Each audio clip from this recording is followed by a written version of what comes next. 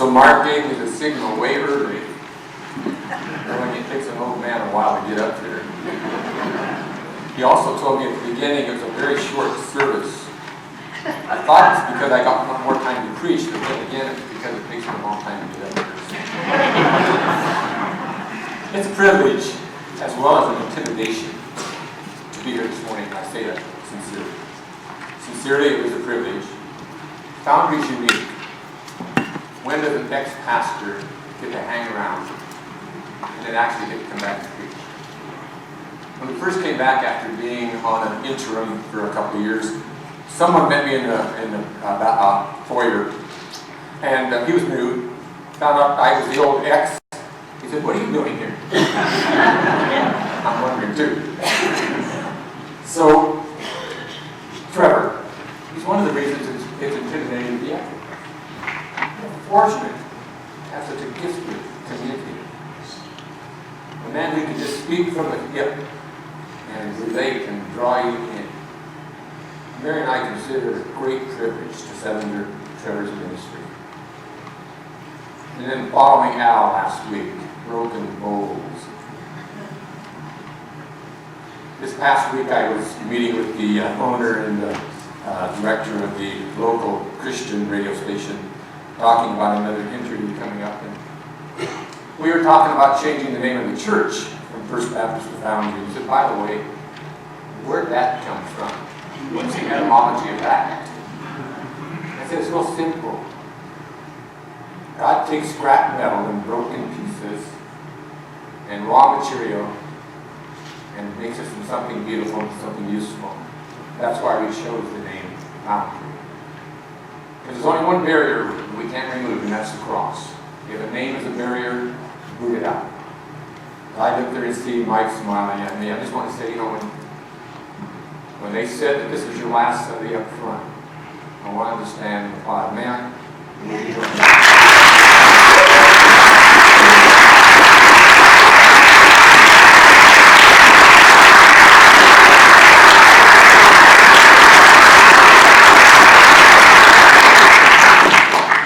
I'm grateful, man.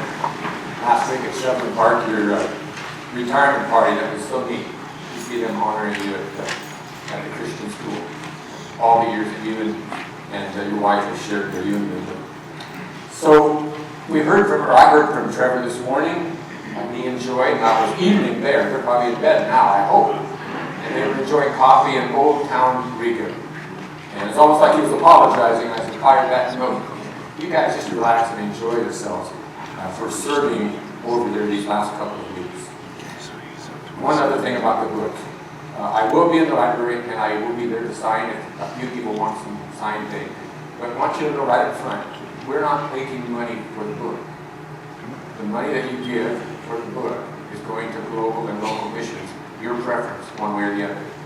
We never wrote the book to make money. But because there's a message that I believe needs to be communicated today, and that's why it happened. So our text today is Jeremiah chapter 9, verses 23 and 24. There's a strange-looking book in the seat pocket. I would encourage you to pull that one out, because there are some verses we're going to look at that's not going to be on the PowerPoint. And so it would be good to have that Bible there. That's what it's called, Bible. And those pages do turn. Jeremiah chapter 1 is what we'll be looking at in a few moments. So, as I was preparing for the message this week, I've been thinking about it for several weeks. I received an email from Chuck Kelly of Bridge Builders International. That's our connection with Latvia. That's where Joy and Trevor are this morning serving. And it said there was a young lady, now deceased, a couple years younger than I am. Her name was Paula Hewitt. And there was an obituary provided by Bridge Builders of Paula Hewitt. I just want to hit some of the highlights. I first met Paula on our very first trip to Latvia. Mike and I and Jeff Smith went just to investigate the possibility of us having a sister church relationship in Latvia. And Paula was on that trip, representing Calvin Presbyterian Church in Corvallis, a small Presbyterian church. She fell in love with Latvia. She eventually went back and served in a little town named Tilja. poor little town almost on the border of Russia, working with primarily orphaned children, or passionless children, especially children at risk. When she was a teenager and graduated from high school, she did a term with the Peace Corps in Turkey, working with troubled children and abused children in an orphanage. And I read that obituary and said, what a neat lady who had dedicated her life to something that matters.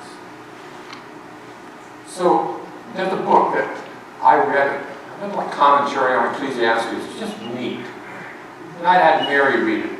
And she loved it so much that her heart-to-heart group has spent now a year going through this little book. And every one of the women agree it's one of the greatest books they've ever read. Ecclesiastes. And the title of the book is Living Life Backwards. You should see a title of it right here popping up here. Jonah, can you give us that? So, no, not that one. Okay, so it didn't show up. There's a picture of a book cover called Living Life Backwards. And his point is, go to your eulogy and back up. So I'm going to ask you to do something this morning. It sounds morbid, but as I'm talking here for the next few minutes, jump ahead. Should the Lord tarry upon your decease, and someone writes your obituary, what do you want them to say? What do you want to be known for? Jeremiah would say, what do you want to boast about? That word boast doesn't mean beating on your chest, but saying, this is what I value. These were my priorities. This is what I set my life to pursue. And so what is it you would want them to write in your obituary? And I should do the same. And then live my life backwards from that to see that it happens. How do we measure success in our culture today? What are the things that we boast about as Americans? What are the things that drive us? What are the things that we say make you successful? What are the things we tell our graduates? Now, if you want to be successful, these are the things you need to pursue.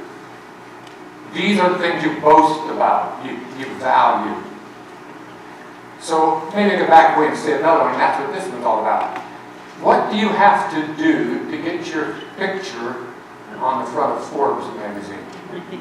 Forbes magazine? Only a few of you know what that's all about. Money. What do you have to do to get your picture on the front of Sports Illustrated? What do you have to do to have your picture on Time magazine, Person of the Year? What might it be that you do? Or People magazine, for you who read People magazine. What do you got to do to be on front? Be sharp, be cute, be an actor, be a musician, be whatever. So those are the things that our culture values. These are the achievements that our culture hold up and say, this is success. This you should pursue. My question is this. When life is over, and the ink on my death certificate dries, will any of those things make a difference? Will it matter if I appeared on Time magazine? Will it matter if I appeared on People magazine or some other magazine?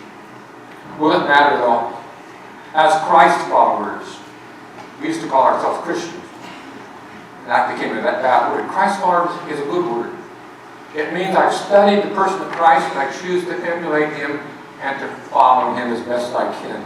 As Christ followers, I believe we should march to the beat of a different song than that which our culture holds up. That we should value or boast in something different than our culture. Perhaps this is one that we should boast in. It's called the Great Shema. The Hebrew word Shema, here. Exodus chapter, Deuteronomy chapter 6, verse 4. Hear, O Israel. Hear, O Foundry Church. The Lord your God is one. Not many, not plurality, not polytheistic. The Lord your God is one, and you shall love the Lord your God with all your heart, with all your mind, and with all your strength, with all your your heart, mind, and strength. That's probably what we should have as our number one pursuit in life. To love God. God's value system is listed here in Jeremiah 9, verses 23 and 24. But before I begin to read Jeremiah 9, 23 and 24, and we can pop that one up here anytime you want, Joel, I want to back into that. Because we pull these two verses out. Let not a wise man boast of his wisdom. Let not the mighty man boast of his might. Let not the rich man boast of his riches. We begin to read those, but we're yanking them out of context. I want to back into that context and start back in chapter 1. Quick summary of chapter 1. Jeremiah is chosen before he was born to be a prophet. Not just any old prophet. But a prophet is going to take more views than perhaps any other prophet of his time, perhaps ever. A man who will go out and preach what God tells him to do. He'll have himself locked in the stocks and people will spit on him and mock him. Who will preach what God tells him to preach, and they'll throw him in a cistern and leave him there. A man that no matter what he says, they're going to push back against him. And he pushes back against God and says, who am I?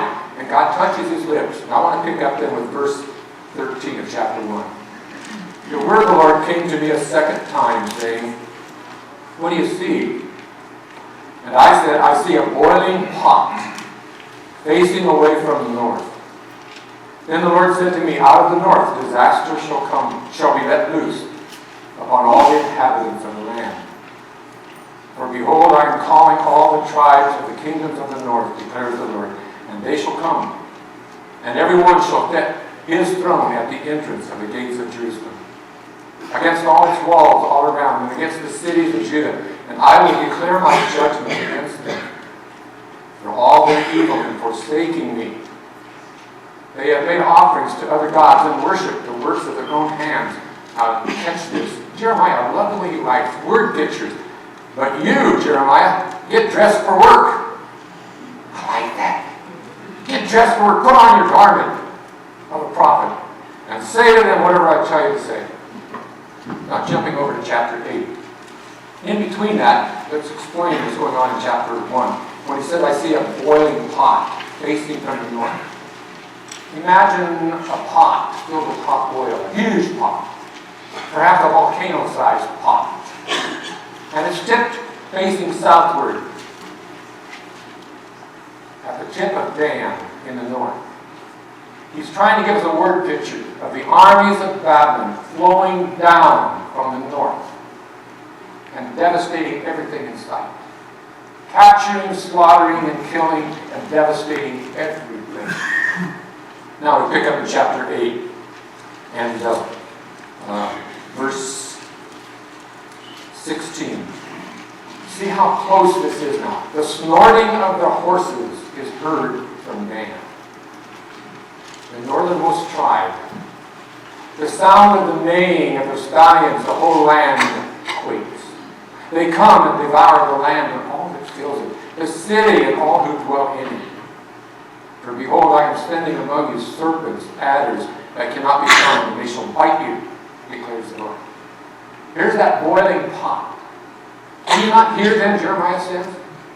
I hear the thundering of their gallant steeds. I hear the rumble of their war chariots.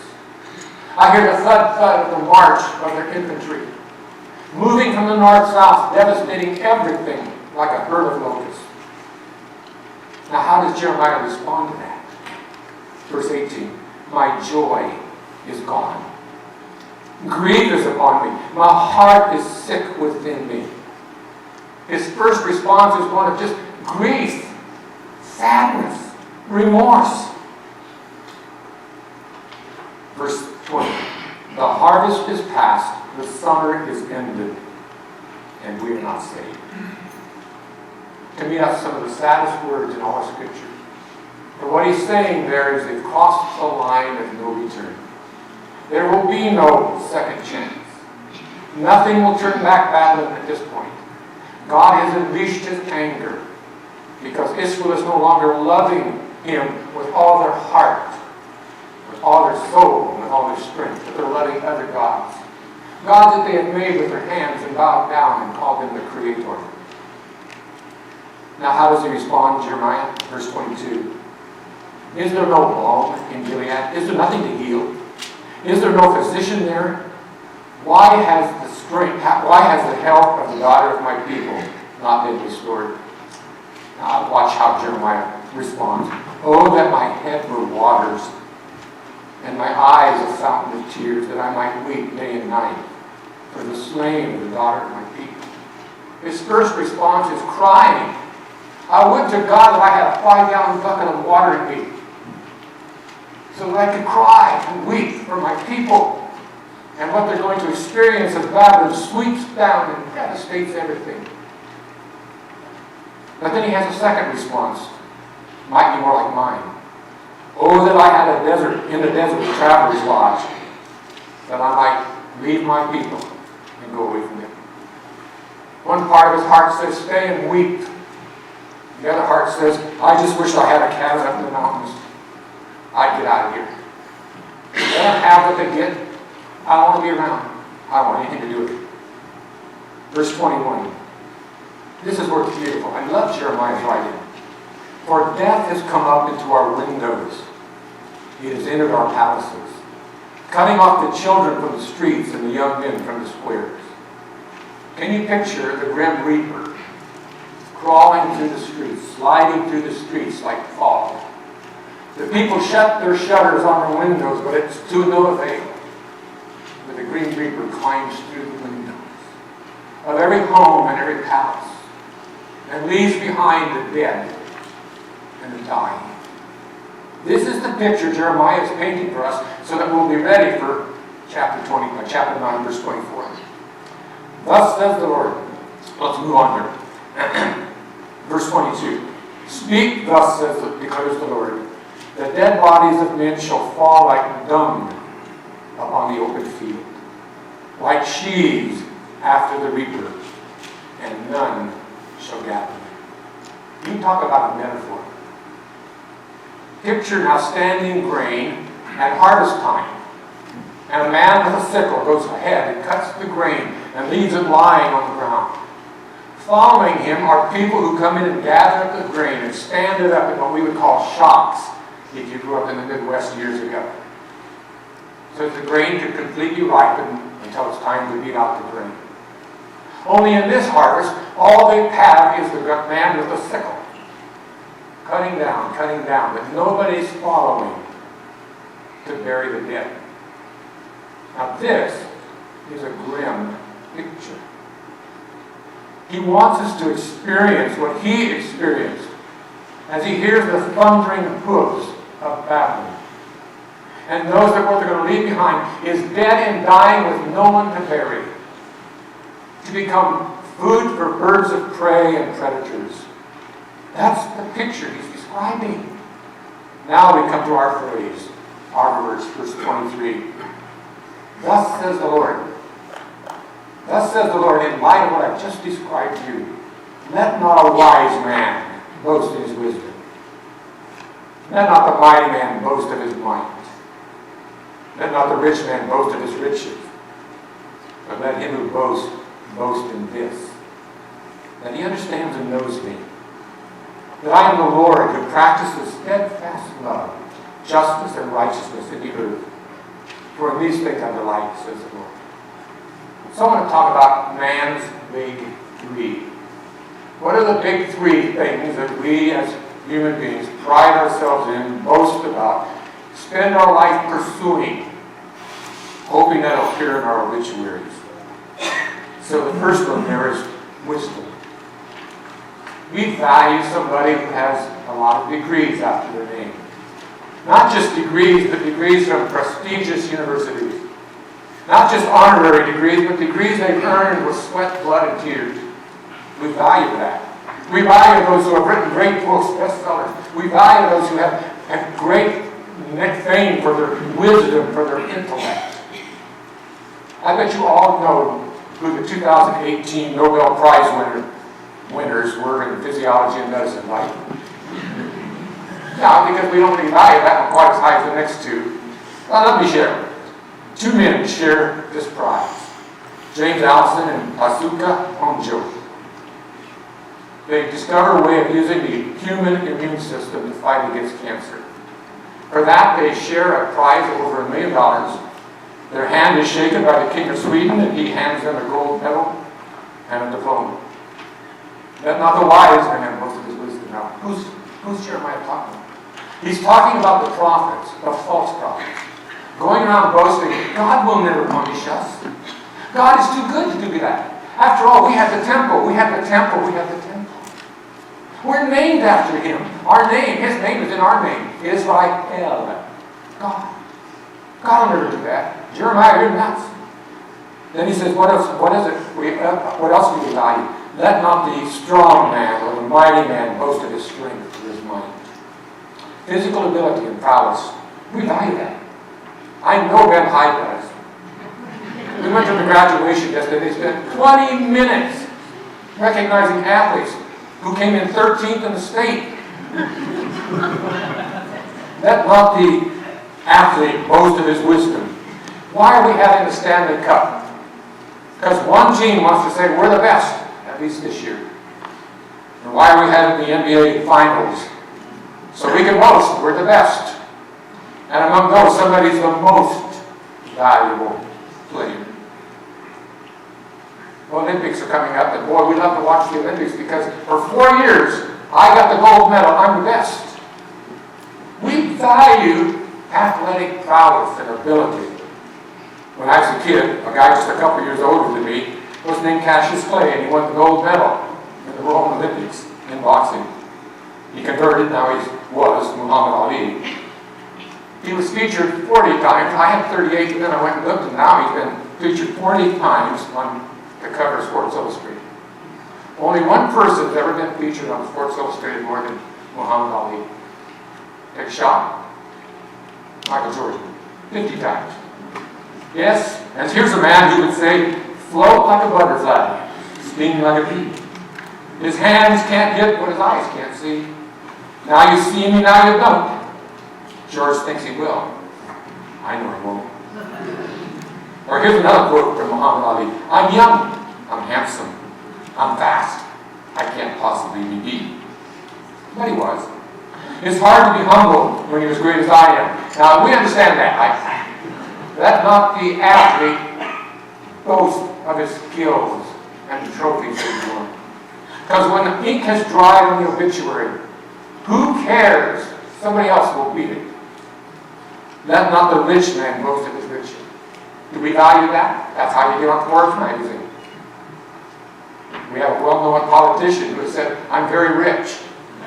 He's worth $3.1 billion. That sounds like an awful lot. I can't even imagine that.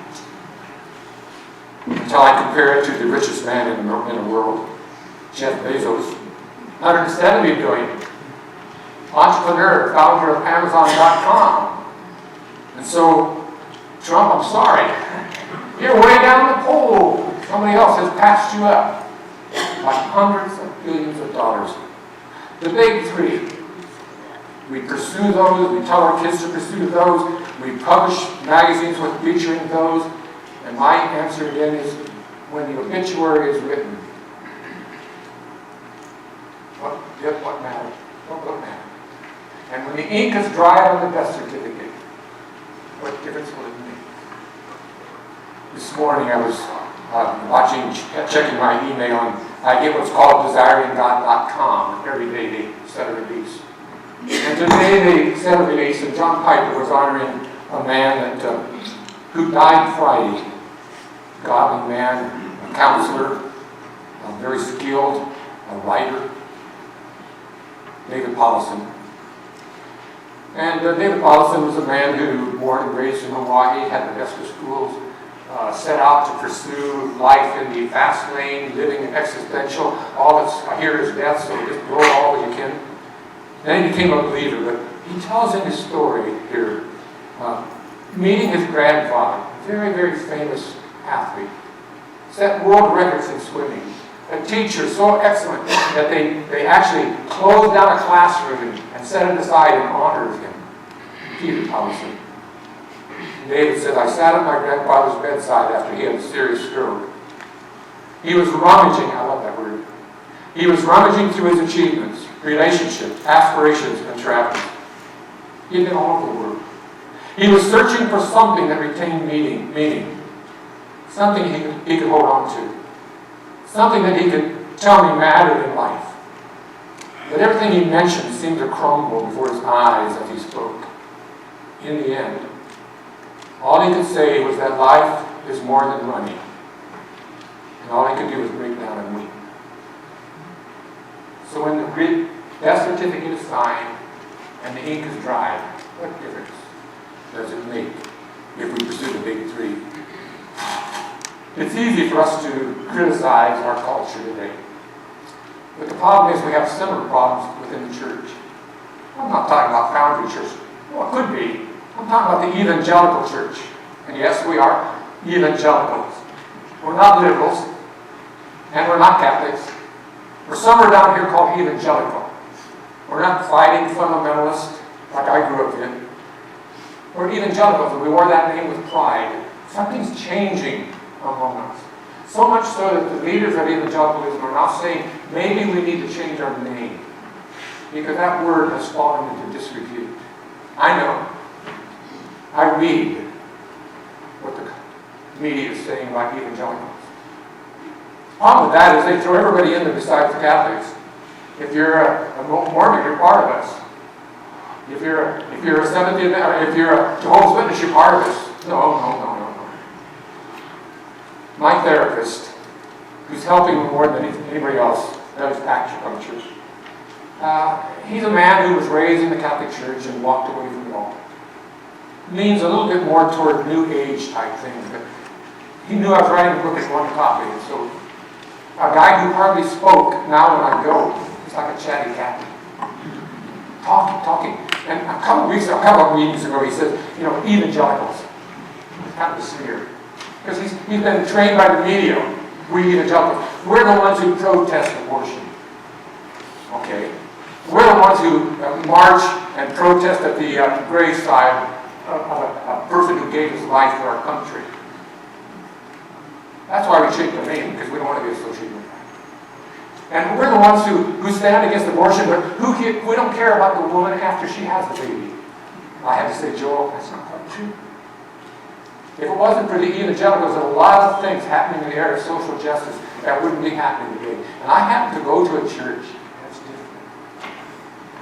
Because when Pregnancy Resource Center first wanted to come to Central Oregon, at that time, First Baptist Church was the first to reach out and welcome them, which supported the River Center. We were one of the first to stand behind King Challenge, Shepherd's House, the women's shelter. We support the family kitchen. We had the shower truck. That was our ministry. On and on it goes. So you certainly can't say Foundry Church doesn't care about what's happening in the world.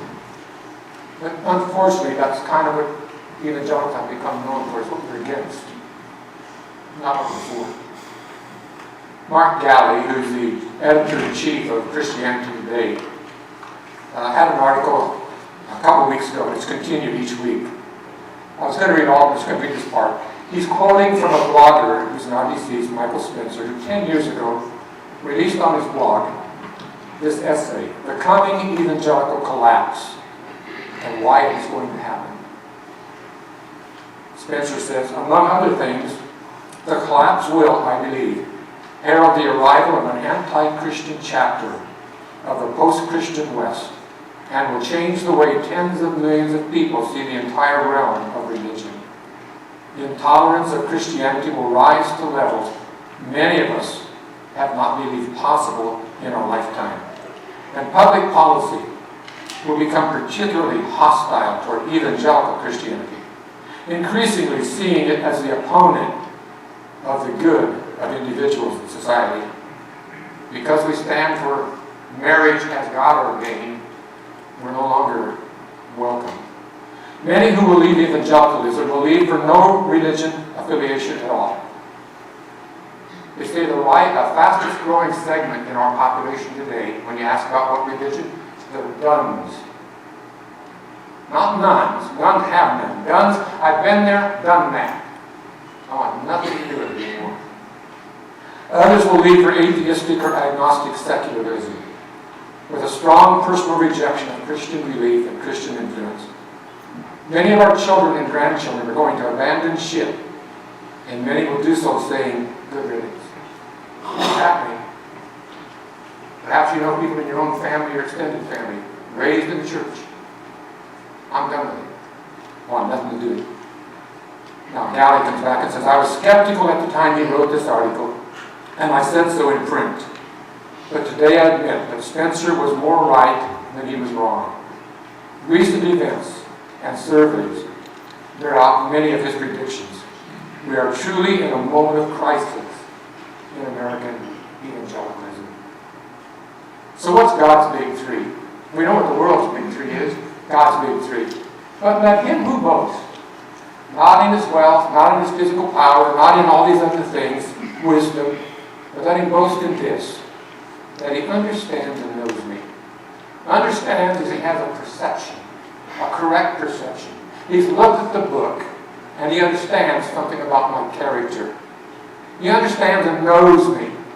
That word know is the same Hebrew word as in Galatians or Genesis 4:1. And Adam knew his wife, and she bore a son. Adam knew his wife and bore a son. That's intimacy. Let the man who wants to boast about something not beat his chest, but say, this is what I value. This is what I pursue. This is what I want to be remembered in my obituary. That I know about God and I love him with all my heart, soul, mind, and strength. That's something worth, Jeremiah says, boasting about. Or God says that. But let him boast about this, that he understands and knows me, that I am the Lord, Yahweh, the self-sufficient God who created everything, who answers to nobody, never will, never has to bow out. Nobody ever replaces him. No one's ever going to remove him from his position. He's alone, strong. He understands and knows that I am Yahweh, who loves, because he closes this phrase, delights in these things. Delights in what? Loving kindness, steadfast love. Jeremiah 31:3 says his love never ends. Jeremiah 33:11. His love is enduring. I value those things, God says. That's what I value. Steadfast love. Love that is committed, sacrificing, never breaks. You can't make me stop loving you. I value, God says, not only love, but I value justice. I value doing the right thing for the right reasons. I'm the God, he says, that stands up for the widow and the homeless and the immigrant and the poor and the orphan, the vulnerable, whom no one else will stand up and defend. God says, I love them. I love defending them. God says, if you want to brag about something, brag about me. That I'm a God filled with love and compassion and justice and righteousness. What does that mean? He always does the right thing. Period. And when I don't understand what he's doing, I have to still come back and fall back on his character. Eventually I will or may understand what he's doing. But I know he's doing right. Even if it hurts at the moment, I know he's doing right. So Jeremiah says, don't pursue what the world is pursuing, the big three. I've got big three for you. Know me. Love me. Know that I exercise these things. I value these things and value them as well. The Westminster Catechism. Catechism simply means a way of teaching the Bible. So the teacher would ask a question and the students are trained to remotely pass back the answer. The question, what is man's chief aim and purpose in life? The answer, man's chief aim and woman's chief aim and young people's chief aim and purpose in life is this: to know God and enjoy him forever. That's what the ancients said we're all about. Know God and then enjoy him. That's a hard statement. What's not to love about the big three? Righteousness, justice, and steadfast love. I can get my hand around those and hug them. There's something missing in Jeremiah 9:34, it appears. Because when I go back to God's self-disclosure to Moses in Exodus 34, Moses starts out being intimidated at the burning bush. And then God almost kills him on the road to Egypt. And then he sees all these plagues, and then he sees the sea parting, and he sees mountains smoking, and people are warned, don't even come near it unless you die. He's scared to death, but he eventually becomes so familiar with God that it says he spoke with God as a friend with a friend. And he says to God, I want to see your glory. Now, man, that takes guts to stand up to the Creator. I want to see everything.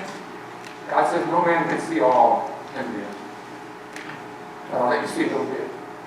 And then God walks past and introduces himself. Yahweh, Yahweh, I am the Lord, I am the Lord. Who exercises, and he names 5 what I would call kind, gentle attributes. Loving kindness, forgiveness, patience, forgiving, it says, mercy. But God doesn't stop with just the good. But he said, I will not leave thee guilty unpunished. And I will punish the iniquity of the fathers and the grandfathers to the 3rd and 4th generation. That's not saying that God's going to punish children for something they didn't do. But when dad and mom choose to do wrong things, it oftentimes affects children and grandchildren and great-grandchildren for generations to come. That's the way sin works. So what's missing here? Where's God's harsh attributes? Come on, Jeremiah. You ain't God's chain. You can't stop with all these good things. There's a kind side, and then there's a severe side. Paul, Romans 11:22, behold the kindness and the severity of God. There's a kind, gentle side, love, patience, mercy, and then there's a severe side, justice, wrath. In fact, without the severe side, I don't need mercy. It's meaningless. Without the severe side, grace has no meaning at all.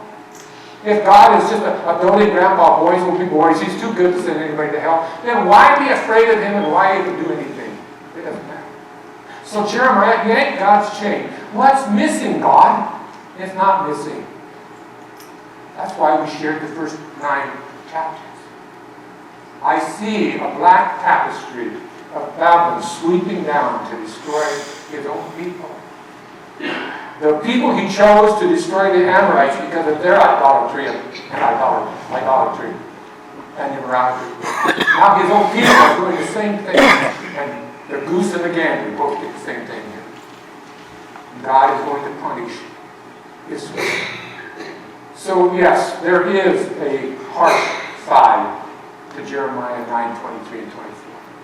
In fact, it is sandwiched, bookended, the warning of Babylon and devastation, followed by idolatry in the very next paragraphs, and devastation.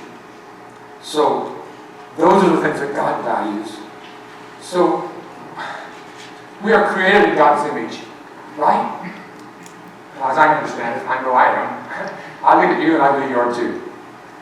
Augustine, great church father, says, you have made us for yourself, O Lord, and our heart is restless until it finds its rest with you. Augustine is saying God created us with a vacuum in our heart, a desire and a need to know God. And anything we pursue, whether it be wealth, whether it be wisdom, whether it be fame in the athletic field, will never satisfy.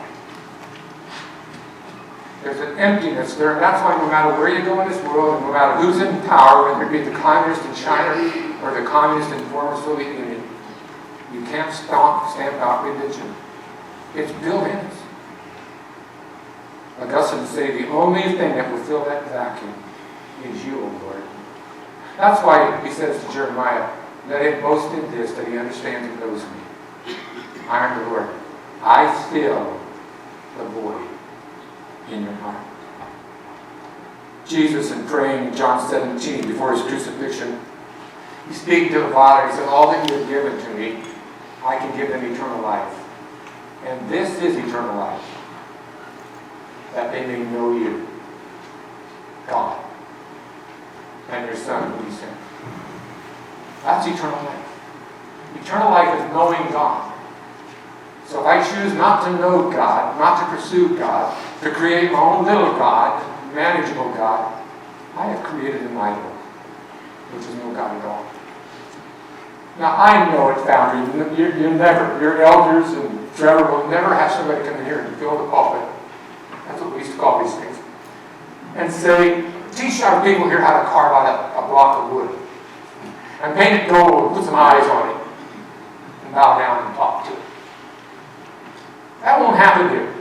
And if they did, this place would be empty. Others might come in and fill it up, but you won't be here. You know better.